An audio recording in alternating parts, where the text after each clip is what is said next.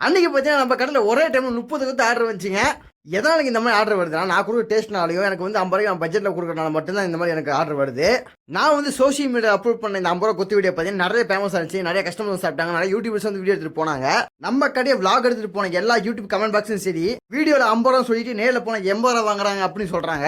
நான் வந்து என் கடையில் பார்த்தீங்கன்னா இந்த 50 ரூபா கொத்து ஆஃபர் விட்டு 1 மாசம் தாங்க ஆகுது. இந்த 1 மாசத்துல பார்த்தீங்கன்னா 1500 கொத்து போயிருக்கேன் கடையில். சில பேர்லாம் என் கடைக்கு வராமே கொத்து போட்டவங்க கடை 80 ரூபா சொல்லி கமெண்ட்ல பண்ணிட்டு இருக்காங்க. நான் வந்து பார்த்தீங்கன்னா அப்படி யாரும் எனக்கு ஏமாத்தி 80 ரூபாய் கொத்து போட்ட வாங்கணும்னு சொல்லி எனக்கு அவசியமே கிடையாதுங்க.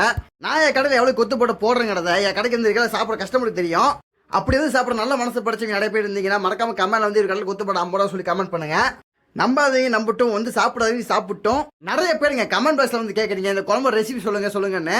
என்னோட குழம்பு ரெசிபி சொல்லணும்னா என் கடைக்கு வந்து சாப்பிட்டு பாருங்க, அப்புறமேட்டு நான் வந்து ரெசிபி சொல்றேன் உங்களுக்கு. ஓகே கைஸ், உங்களுக்கு இந்த வீடியோ ரொம்ப பிடிச்சிச்சுன்னா மறக்காம நம்ம வீடியோ வந்து ஷேர் பண்ணுங்க, கமெண்ட் பண்ணுங்க, லைக் பண்ணுங்க. ஓகே ஃப்ரெண்ட்ஸ், டாடா பாய்.